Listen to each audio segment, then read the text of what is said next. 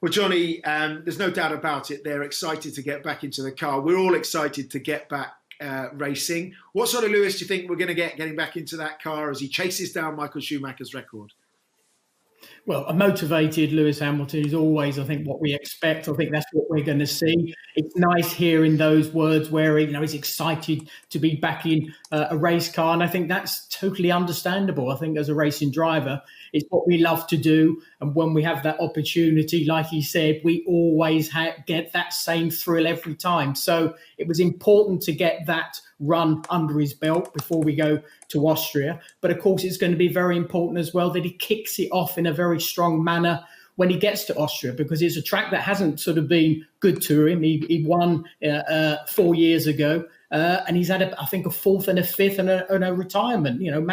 Max Verstappen is the man who's doing very well at the moment. But the positivity and the drive that he has to try and win this World Championship again is going to be something I think is going to make him, typically a massive threat for everybody else. It's going to be so interesting to see the dynamic with him. Testing and going all the way back to February just seems like an eternity, doesn't it? And yet, of course, I was just looking back at my notes then and what we should be taking from there into the first race, because effectively these cars are going to be flush out of the box. You think about the excitement that James Allison was talking about. We know, Karun, they've got the new DAS system, the dual axis steering. Perhaps you could explain that for viewers that might not know about it. But we understand that the engine has taken a step. They've improved their cooling. It looks like they're going to be a complete package again. You put them ahead, didn't you, at the end of testing? Yeah, I think more conclusively this year than the last 2 years. It seemed like Mercedes were ahead of everybody else. I mean, the DAS system was F1's best, I thought. It's for people who didn't get to see it at testing and maybe don't remember because it's been a while. But effectively, we suddenly saw the drivers moving the steering wheel and effectively the steering column forward and backward on the straight. And what they were doing is adjusting the toe of the car. So the most race cars are set with a little bit of toe out, with the front wheel slightly pointed outwards during the straight. So it means that when you get to the corner and you turn in, it allows the front to be more sharp on turn in there. And most single-seater race cars are set up that way. But obviously, when you've got the wheel slightly turned outwards, you're creating some form of scrub on the straights and a degree of drag that slows you down. And allowing this DAS system to work, the basics of it mean that you could really get more straight line speed, but equally you can put more toe out at the corner entry and perhaps even improve the turn-in more than you would have done otherwise. So there's a whole range of benefits in terms of tyre life and tyre wear, not just performance. But I think for me, the DAS system actually took away from the big innovation on that Mercedes, which is the rear suspension. They've completely redesigned and reinvented the way the rear suspension is on that car.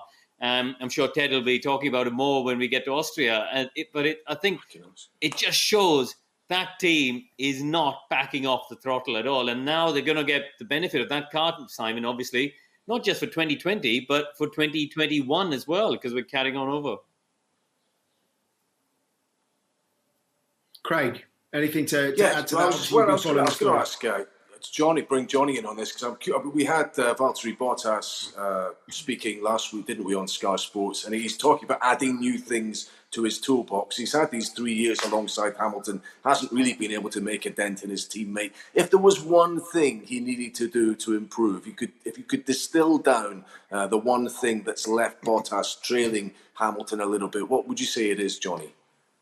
Well, I think he openly admits it himself. It's consistency, because, we saw him come out, I think, very positively at the beginning of last season, but then he runs out of steam. And that's where Lewis just keeps on putting the pressure on himself, but equally so on his teammate. And then when you just see him, replicate those fantastic qualifying laps and then that race consistency, that race skill that we love to watch, I think that is where Valtteri has just got to have that next level of consistency to be able to put Lewis under pressure, because I think at the moment that hasn't happened. But he did sound in a very positive light when we spoke to him last week, because I think he's worked so hard on his fitness, and with that I think the mental side is coming strong at the same time. But no doubt Lewis is obviously going to be the strong one going into that first race in Austria, just because of his eagerness to get the job done once again.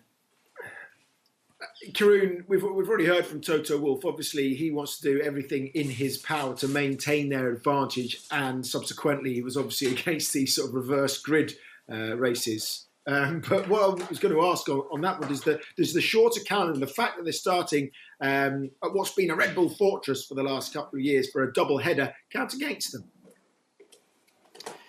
I'd be surprised if it's really counts against him when he comes across the season, because ultimately, when you look at the calendar on the whole 22 races now, Simon, there's only 5 tracks which are outliers. You got places like Spa, Monza, Monaco, arguably Baku, Canada. I think those are 5 sort of anomalies. All the others, the pecking order doesn't really change. It shouldn't really favor one car over the other. The reason Mercedes weren't competitive last year was simply because they got their cooling wrong, and they've corrected that for this year. So I don't, let's remember, Valtteri won his, I think it was his first Grand Prix win, wasn't it, in Austria? No, sorry, he won Russia first, but then he won Austria in his first year with Mercedes. So he's very good around there as well. I think, I don't think it's going to be a particular disadvantage for them. Okay, I'm going to come back on Bottas because there are a few people that are saying this is his best chance of taking down Lewis Hamilton. And obviously, he's judging himself against the best there. We know he's been studying it in the off-season, as you touched on, Johnny. He was saying, Lewis is better in the braking phase of a corner. I tend to make the corner a little bit longer, which wears the tyres. I've got to work on that. Mika Hakkinen has given him support. He's mentoring him. If there is an opportunity to take the fight to Lewis, this constitute the best year in his 4th year up against him, do you think?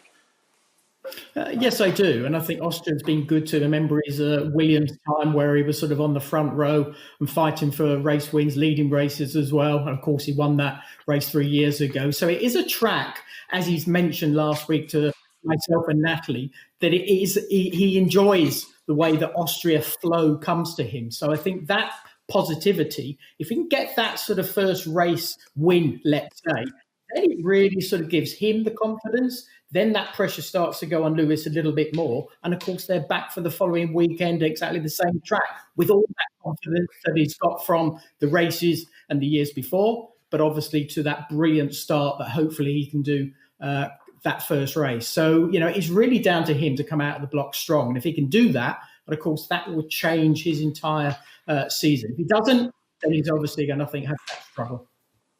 Well, what makes us a settled team, isn't it, is that Valtteri Bottas is just not in his personality to play the psychological games that Nico Rosberg did in 2016. That led to a title for him. A few mechanical failures for Lewis Hamilton resulted in him losing that title too. You can look at it both ways, but Bottas, he's just going to focus on his performance going forward. Okay, so that is Mercedes considered.